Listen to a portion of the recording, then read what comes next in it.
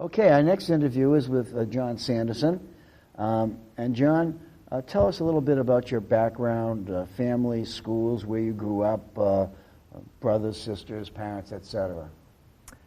I was born in 1948, so I'm 63 today. And Happy birthday. Not today, no, at this moment, okay. this year, not this day, 22nd of July. I was in New Jersey when my parents moved there, and that is my father, working in New York and at Wall Street in investment banking, but in the early days. But he died in 1974, although my mother survived him by 30 years. So I went to high school there in Tenafly, New Jersey, where I was editor-in-chief of the yearbook and captain of the basketball team and captain of the golf team. And then I went on to a good liberal arts college in Geneva, New York, called Hobart. Another Hobart grad. And I was an English major there. And although I was sort of a quiet person, I enjoyed all aspects of that sort of life, and I certainly became more knowledgeable and interested in books at that time, being a major in English. I then, during the time, was in the lottery for the Vietnam episode, but didn't manage to be drafted. I instead got an MAT, that is a Master's of Arts in Teaching, which I really haven't used, except for a very short time at that part of my life when it was important to find something to do, that might prevent me from going where I didn't want to go. Yeah. Then after that, which was 1 year, I went to the University of Birmingham in England, having applied to both that institution and Edinburgh University to be a graduate student. I was hitchhiking around Europe when my sister, who was living in Brussels at the time, let me know that I'd been accepted. So I rushed back to New York and New Jersey and got a trunkload of things. Came back on the QE2. Oh, wow. This is back in 1971. And went up to Birmingham, where I stayed for a year doing an MA. And then, after finishing that, I went on to do a PhD in Elizabethan Drama. Yeah. The part of the English department there was called the Shakespeare Institute, and it was one of the leading graduate centers for research into Elizabethan drama and Shakespeare. They said when I first arrived, this would have been the university that Shakespeare would have attended in Stratford, nearby, had it been there, that long ago. Of course, Shakespeare never really attended the university. I loved that part of my life. I certainly became a lover of books, or greater lover of books there. I went to all the bookshops I possibly could. I accumulated a rather large scholarly library, paperbacks, hardcovers, but began to exercise my memory, which is always useful for book selling, and feeling for chronology and when things began and ended and when people lived and that sort of thing. But my main interest there was in early literature, so there was a bit of bibliography to study, a fair bit of access and enjoyment of very old books, antiquarian books, and that became my love at the time. And I managed to pick up a few little things for myself during those years. At the end of that period, it took 3 years to do a PhD. It was strictly dissertation. There weren't any exams, but it was a stern test, and I had a 400-page book of sorts done. And these are the days of typewriters, not computers. So it was all sort of typed out at home, and then a professional typist, and everything had to be very careful. And one thing that they emphasized was that you couldn't even make an error in punctuation because it reflected upon your scholarly discipline. I would have never made it. Yeah, any spelling. Of course, I had to maintain the British spelling and all that and usage. And sometimes you're just at a loss to understand why the American version doesn't exist. But it made me very, very careful about speaking and grammar and all those little things, because perfection was expected. And again, it reflect. If you made a mistake in your bibliography and your notes and your footnotes and anything like that, even if the facts were correct, it reflected upon your discipline as a scholar. Now, I didn't go on to teach in university. There, they didn't have the same kind of planning and transitional programs, which in the United States they do for graduate students, that is, teaching younger students. Right. I briefly taught modern drama course to some British students, but it was only because they knew I was American, and they sort of shoved me in there to do some Samuel Beckett or other. Now, when I went back to America in 1976... How long were you in Birmingham? I was there 4 consecutive years. Okay. From 1972 to 75. Okay. And lived on my own in a little flat. I actually loved it entirely. Yeah. And Great it was experience. cheap then. It was only £600 for overseas tuition, heavily discounted to foreign students. Yeah. A very international group. Where in the Shakespeare Institute there were Egyptians, Japanese, Canadians, Americans, everything, and all interested in the same thing. So it was very stimulating and very rewarding. It's in a different country, and there's no substitute for that sort of experience. And I've valued it, and the PhD, although I haven't called myself doctor very often. Well, we'll start calling you doctor. Well, it's not really done these days, is it? I don't push it, but I'm so proud of that. Those you must years. be. Yeah. So in '76, you left. I came back to America with about 40 boxes of books, mostly scholarly, thinking that there might be a university teaching job in some English department somewhere. Things were very slow there, and there were opportunities. It was a time when I guess some of the English departments were reducing, or it's probably more of a flood of graduates like myself, I think that's having avoided the war and become graduate students and that sort of thing. So I branched off into bookselling in a minor way at first, trying to find my way through. Now, where did in you? New Jersey. I'm now in Massachusetts. I'm now in having come back to Massachusetts in Stockbridge, where I now live, and where I had nowhere else to go. My father having died just a couple of years before that. My mother in the big house that yes, I remember your mom. Yeah, and I'm there now by myself. She died 10 years ago. Anyway. So I began studying the trade, and then I decided to go back to England and buy books there because I had such strong links. Also by that time, my sister, who is 7 years older and still lives in London, had moved from Brussels to London with her husband and 2 children. And that provided a great advantage when traveling because I had a place to stay and no hotel rates. London, an expensive city. Yeah, very much so. And because I had friends in Birmingham, I went back and went to what's called the lodgings warden and said that being a graduate, I had the same rights as any student coming in. So they found me a little flat for about 3.5 months during the winter of, let's say, I think probably 78 by now, or 77. And all I did was buy books in anticipation of selling them back in America. Because at that time, the book trade in America was growing rather more quickly than it was in England, and prices were going much higher.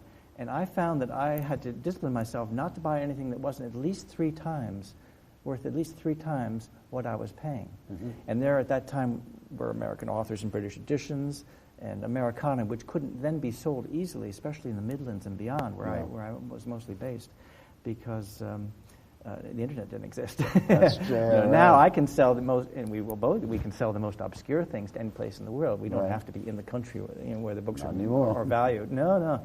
And all the Americanas disappeared from England as far as I'm concerned. Pretty much, And I never really was a specialist in that field. But I thought, having a home market, I certainly would be aware of opportunities in travel literature or anything relating to America that I might find there, because it would definitely be undervalued. Yeah. And it was. Now, I did that for 6 consecutive years. Wow. That is, I left America. By that time, I bought my own little house near Stockbridge, but I could rent it during the winter. And I left in December, and I stayed to the very end of March for 6 consecutive years, with just a certain amount of money, not a great amount, but it really went a long way, because, again, I was using the facility of the university to find me a flat, which usually had a little kitchen or something there, for $10 or $15 a week. Wow. It was ridiculously low. Yeah. So I knew that, and I stored my car in America, so I wasn't just spending money somewhere, I was saving money that I might spend on heating and other things in America. But I every day went out to a different place on a bus or a train and visited the same shops sort of on a regular basis for every 3 or 4 weeks. And I got to know all the trade members, mostly in the north of England, where Americans very seldom went. It just, the distances were too great, and the risk was great that you wouldn't find anything of value. Most of the better books were in London, still are really, yeah. But if they were just sitting on shelves and someone came along to liberate them, I was the person to do it. So I did quite well there, because also at that time, American book trade had these new Van Allen Bradley price guides and very convenient indicators, so you could be on the road and look things up and get the correct identification of the points. To me, that was the value of it, not the prices. Yeah. Well, the price might give you an idea that you were buying something of some considerable value, even if it wasn't ever going to be that exact value. So I did, again, quite well that way. But I was a little bit of an invisible book dealer, because I'd be only in America for 2/3 of the year. Yeah. And of course, I gave up the idea of selling books while I was in England. Right. Because they were just sitting on the shelf in America. There was no internet or anyone to keep going. Because I've never had a book shop in the strict sense. I've had books in antique markets, but not the best ones. I've always had the best ones hidden away. You've always done it out of the house. Always done that, yeah. And because of the travel. Now, since I was married in 1983, so things had to change. And then a daughter came along, so things changed a little bit more. That marriage didn't last beyond about 8 years, but my trips to England continued, but on a very, very reduced basis, obviously, because I was that kind of house husband. My wife then worked, and so I took care of my daughter pretty much in the little house. And people would call me, and I'd have to meet them at my mother's big house where the books were kept, because they're going to be much safer there. I then, in 1993, began to come to England twice a year, and have since that year done exactly that. Visited England twice a year for now up to 6 and 7 weeks per trip. So again, what I'm doing is missing out on opportunities to sell, but I'm trading it for the greatest opportunity that I can imagine, and that is being able to visit friends, being in another country, and avoiding the New England winter. Well, the New England winter is certainly something you want to avoid. You're also, as I recall, you're a tennis fan? It's golf. A golf fan. Yeah. That's partly because the house which my parents bought in the early 60s, and where I live now by myself, is bordering a golf course. Right. And I played in high school, and it's very tempting to look out the window and just go out and go for a little walk and enjoy the practice in the sun and all that sort of thing, the exercise. Other than the fact that you traveled back and forth, etc., who are some of the booksellers who were influential to you, who maybe were like mentors, or people who were very helpful to you as you were growing in the trade? Yeah, because I didn't travel so much in America, and most of my books were from British sources. I got to know a lot of the British booksellers very well, really, because I would see them frequently, and often in a shop where there are not a lot of people, you get to hang out and talk, and they were always collating. Always many of them very, very precise in their description, very, very anxious to be absolutely correct about their attributions for authorship and that whole scholarly apparatus, and with often very long and involved descriptions, far beyond what might be necessary.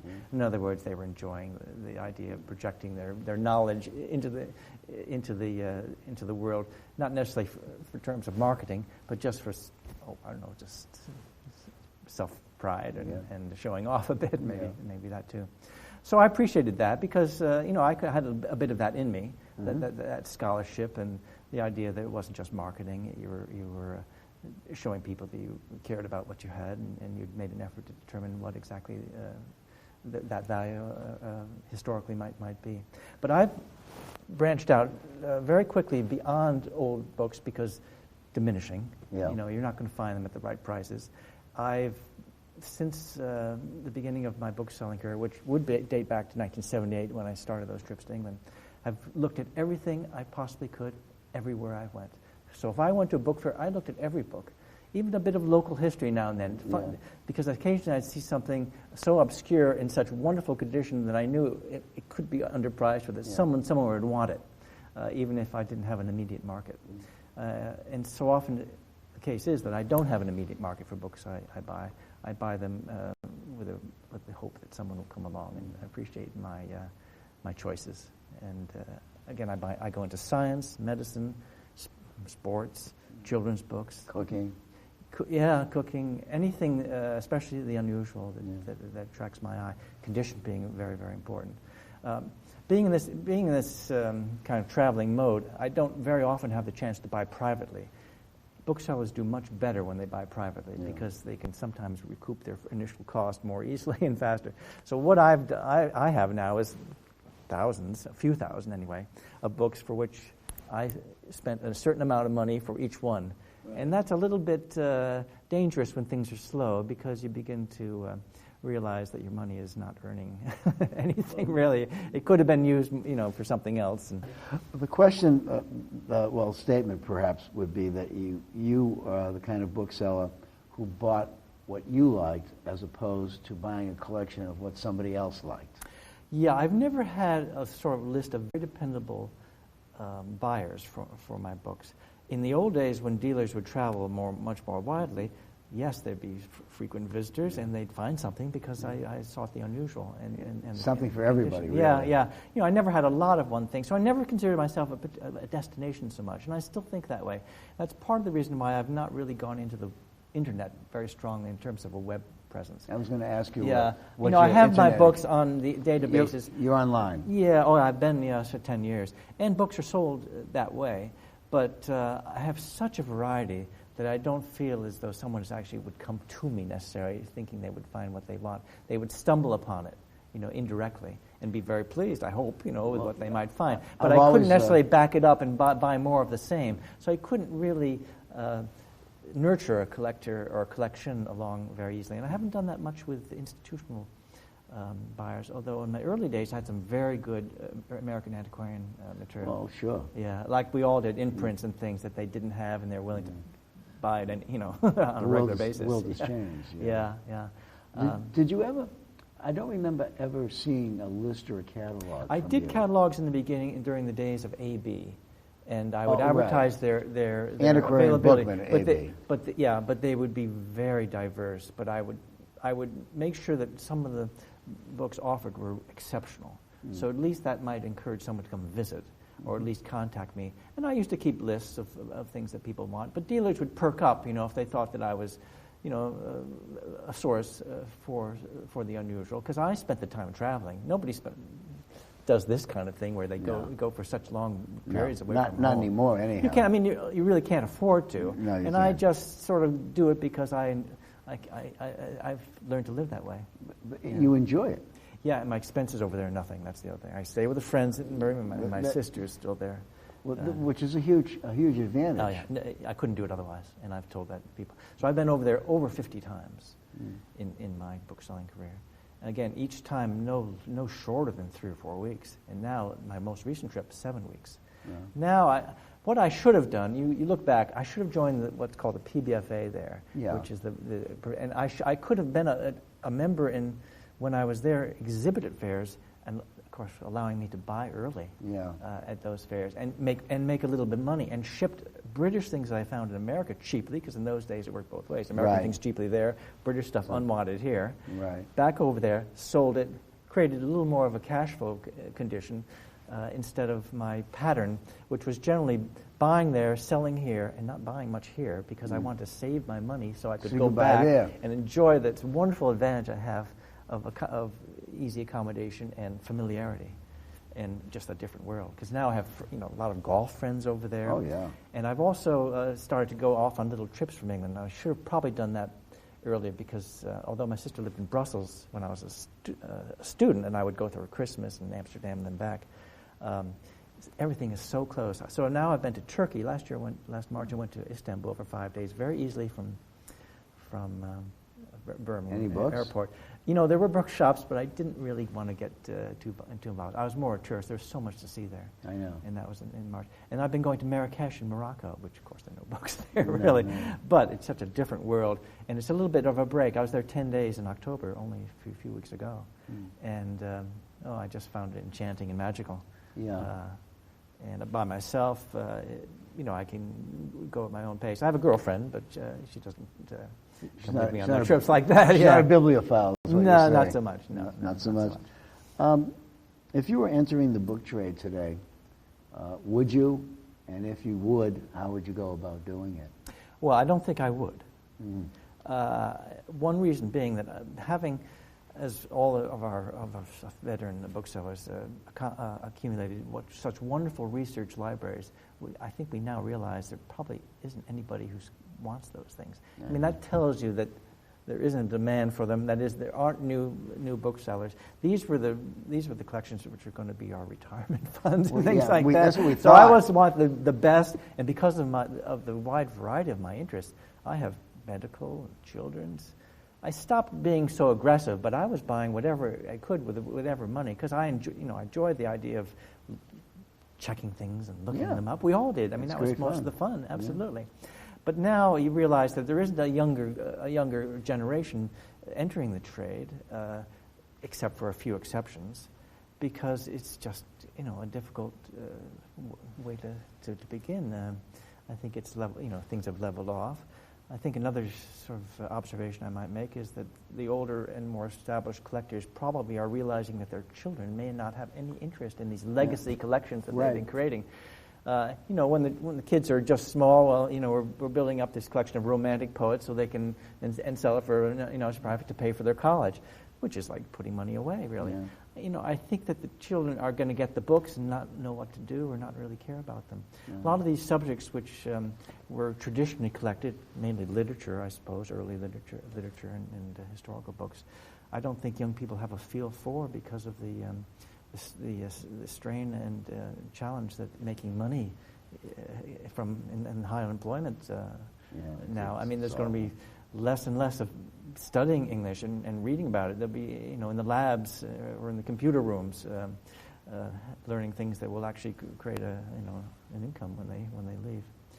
So it'll be tricky to see what happens, and I think institutions are probably realizing that their English departments maybe are a little bit overweight, and then that'll knock back a few. Just in the way that the classics have gone, the Greek and Latin books. I mean, that used to be the core of book selling, and in cunabula and early books and so forth, and people could understand what they had, but today they're just more old bindings with something inside.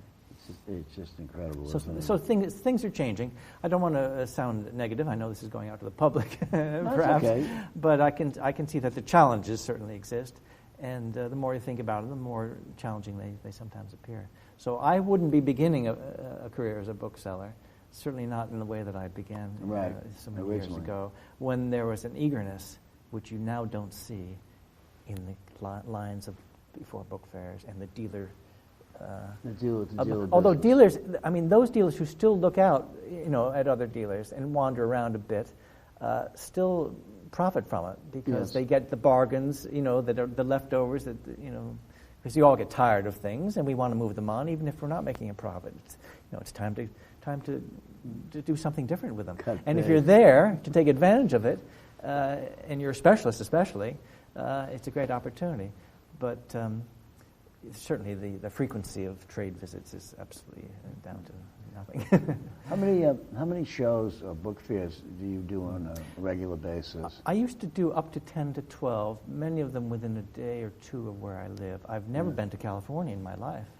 Really? Or Florida or anything. Because I always, again, think of my time in February when those fairs exist. Right. You're as in being England. Time to take whatever money I have, and then go over there and spend it as profitably as I might selling somewhere. I know it doesn't work as a correct balance. You have to sell more frequently than I do really to create a better balance.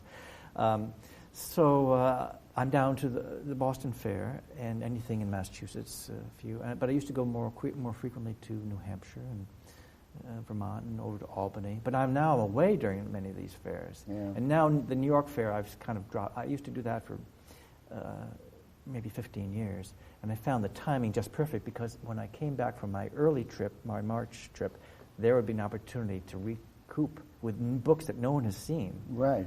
Some of the expenses that I had just incurred. So, but I've had some. I'm going to the Masters tournament. I hope this April, so I'll miss it again, and that'll be the second year. It's just so costly with a buyer's market, which I call what's going on now.